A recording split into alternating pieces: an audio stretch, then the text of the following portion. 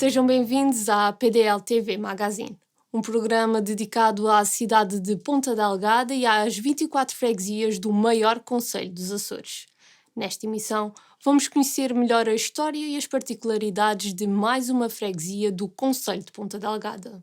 Desta vez, vamos à freguesia de São Sebastião, com o guia Pedro Cordeiro.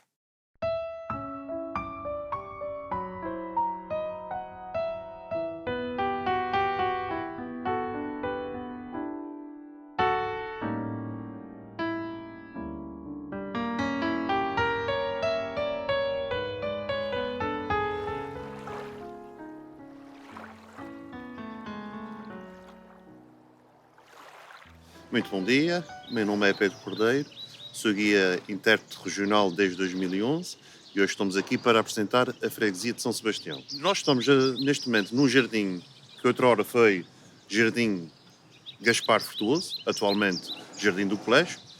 Passa a Jardim do Colégio quando do centenário do poeta nascido em São Miguel, mais concretamente na freguesia que hoje apresentamos, em São Sebastião, e precisamente em 1942 o jardim é denominado de Jardim do Colégio. Encontramos aqui espécies de várias latitudes do globo, nomeadamente a palmeira da Nova Zelândia, os tulipérios da América do Norte, a magnólia grandiflora também do norte dos Estados Unidos e a ceiba especiosa da Argentina e do Brasil.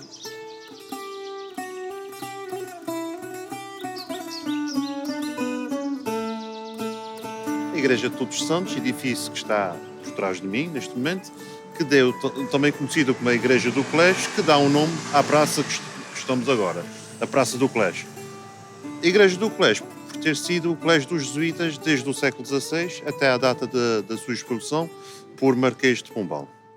No mesmo edifício é possível encontrar-se um Museu de Arte Sacra, onde existe também na Igreja de Todos os Santos o seu altar principal, sendo o maior altar de madeira de todo o território nacional.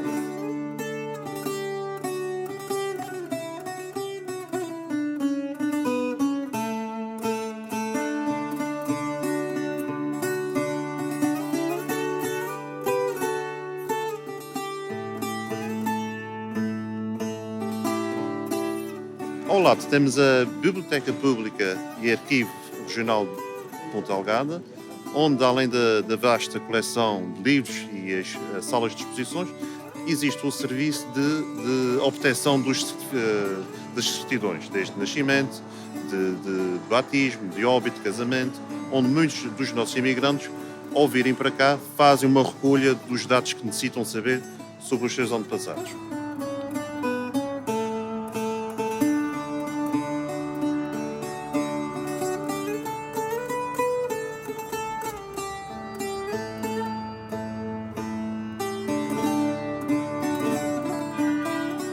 A freguesia de São Sebastião, muito alterada nas primeiras décadas do século passado, nomeadamente na praça onde nos encontramos, Praça Gonçalo Velho Cabral, e mais precisamente as arcadas mais conhecidas por Portas da Cidade. Atrás de mim temos o edifício talvez mais emblemático de Ponta Delgada, que foi erguido pela primeira vez em 1783. No entanto, na década de 50, foi movido da sua posição original, que estava alinhada com a torre cineira da Igreja de São Sebastião, e pedra sobre pedra foi alterada nos anos 50 para a posição que hoje encontramos. A praça onde nos encontramos hoje, até os anos 40, era aqui conhecido o Cais Velho. Era aqui que atracavam os barcos de mercadoria, eram aqui que saíam os nossos imigrantes com destino aos Estados Unidos e Canadá, e só na década de 40 e 50 que esta praça é bastante modificada. Portanto, nós estamos sobre o que era o cais, passando pelas arcadas, daria acesso direto ao Largo da Matriz, onde fica a Igreja de São Sebastião, era a entrada oficial e protocolar. Havia outra alternativa, que era pela Rua da Alfândega, mas essa seria sempre a entrada oficial e protocolar do Largo da Matriz. A freguesia de São Sebastião e Ponta Delgada, no geral, a nível arquitetónico, é muito representado pelo contraste de cores entre o negro da cantaria de pedra basalto e os edifícios pintados a branco. Em 1911, o Açoriano Oriental, o jornal mais antigo em continuação do nosso país, anuncia que os arcos do Cais Velho estão a ser caiados para embelezar. No entanto, isto para muitos foi um atentado e tornou a cidade mais banal. Sendo que, de volta em 1940, os edifícios são restaurados à sua cor original, ou seja, o cal é retirado novamente e o negro da pedra basalto é novamente destaque na arquitetura de Ponta Delgada. Sendo um dos edifícios mais emblemáticos, as portas da cidade e um grande símbolo de Ponta Delgada, em 2006, a Câmara Municipal de Ponta Delgada decide oferecer uma réplica em tamanho real à sua cidade irmã, Fall River, em Massachusetts, Estados Unidos da América.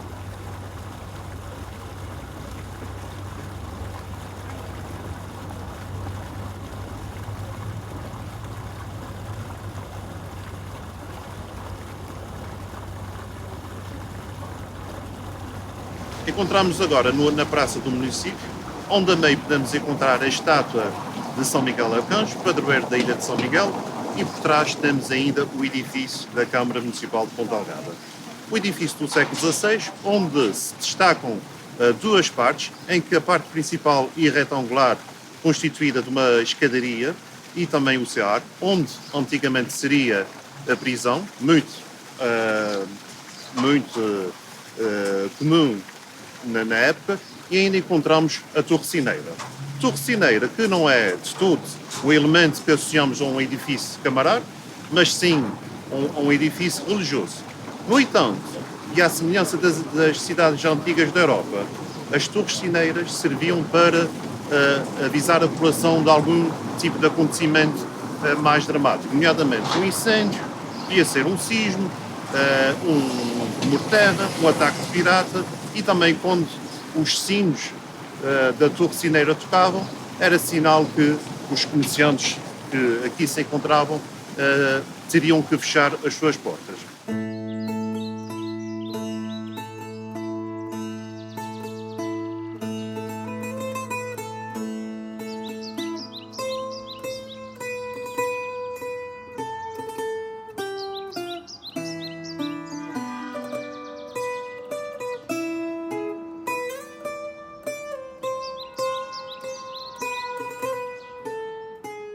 A igreja principal de Ponta Delgada, dedicada a São Sebastião, também conhecida como a Igreja da Matriz, uma igreja quinhentista, e foi erguida onde existia a primitiva ermida de São Sebastião. Ela torna-se, com esta volumetria que nós encontramos atualmente, após o fim da epidemia da peste, que houve em Ponta Delgada e nos Açores em geral, em 1527 até 1531. Ela apresenta distintos estilos arquitetónicos, de salientar na fachada principal o pórtico principal com calcário vindo do continente, estilo manuelino, ou estilo gótico português tardio, ladeado por dois pórticos de estilo barroco, construídos com a pedra mais típica dos Açores, o basalto.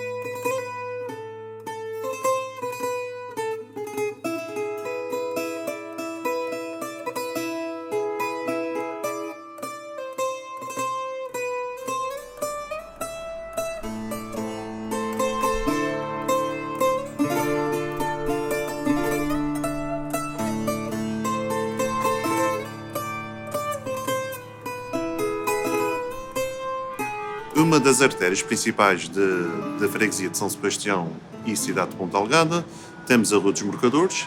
O seu nome deve-se às inúmeras casas comerciais que já existem desde o século passado e podemos atualmente encontrar vários sectores, desde restauração, artesanato, mini-mercados e pronto a vestir.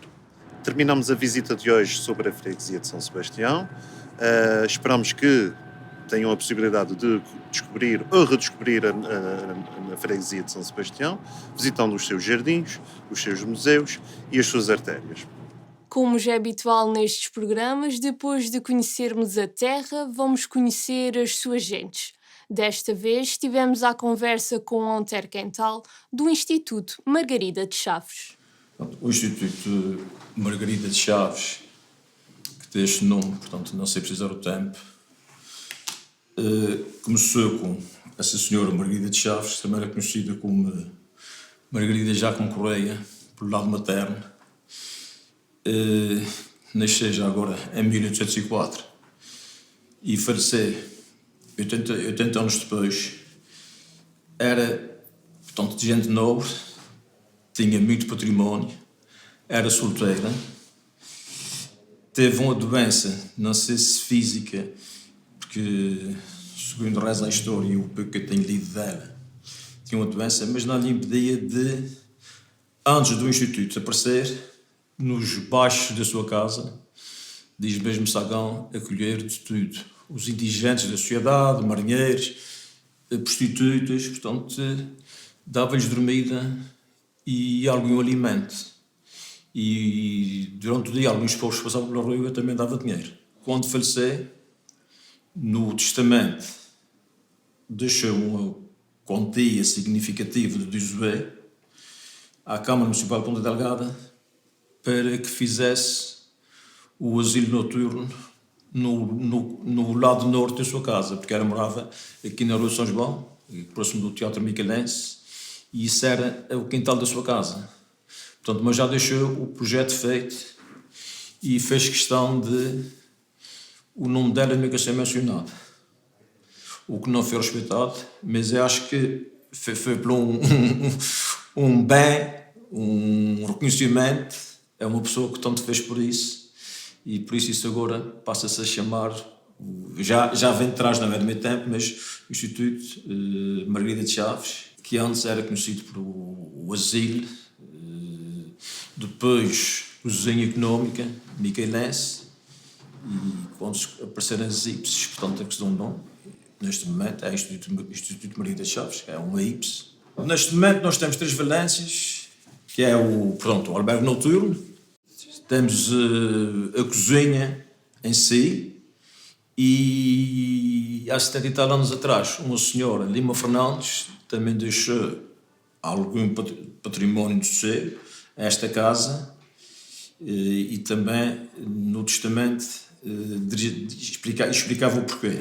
E então criou-se a lavandaria Lima Fernandes, que também está aqui integrada aqui dentro, em que dá resposta primeiro aos utentes, quer na lavandaria, lavagem de roupas deles, das camas, muitas roupas que recebemos de donativos, que também são devidamente tratadas, e tem-se dado a outras instituições, ou alguém que passa por aqui e pede roupa.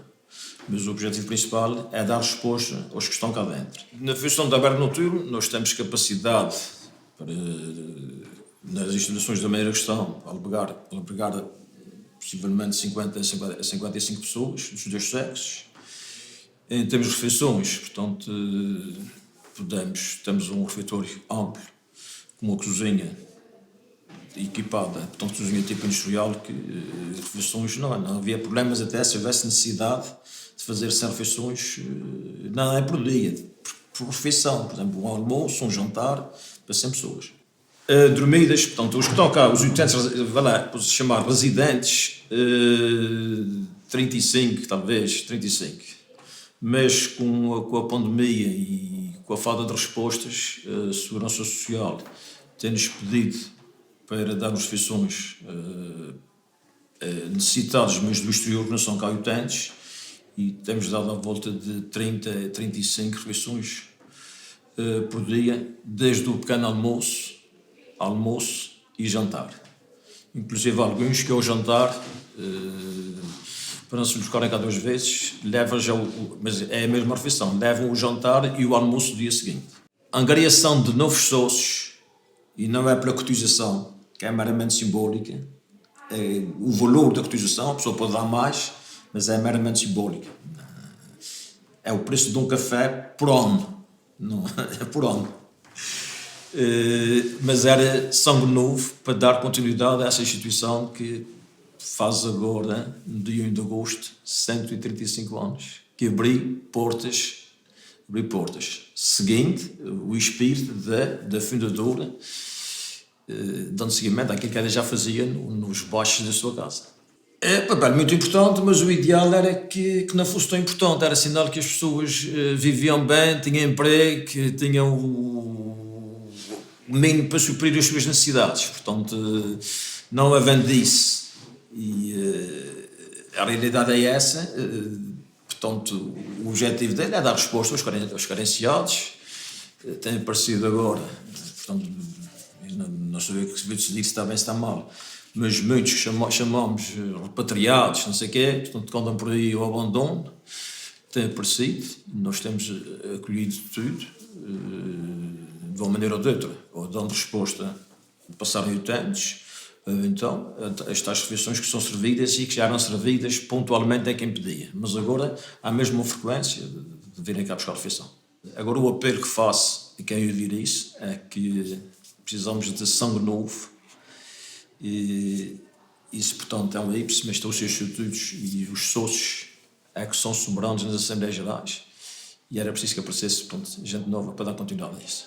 E uma das coisas que quase que me vejo lágrimas aos olhos foi falar com um senhor, não sei se 30, se 40 anos, que por acaso também trabalhou numa ípice e que levantou uma encomenda, e devido ao meu feitiço começa a falar, e a senhora disse-lhe que estava, nem disse que era o presidente, disse que estava à frente, era um dos irmãos, estava à frente da cozinha económica, e ela veio as lágrimas aos olhos e disse-me que em criança vinha do Pico da Pedra com a mãe descalça, a ponta delgada, não sei fazer o quê, mas naquele tempo só havia os médicos, e que disse que se não fosse a sopinha que comiam aqui e a fatia de pão de milho, não tinham forças, vinham a pé e iam a pé para o Pico da Pedra.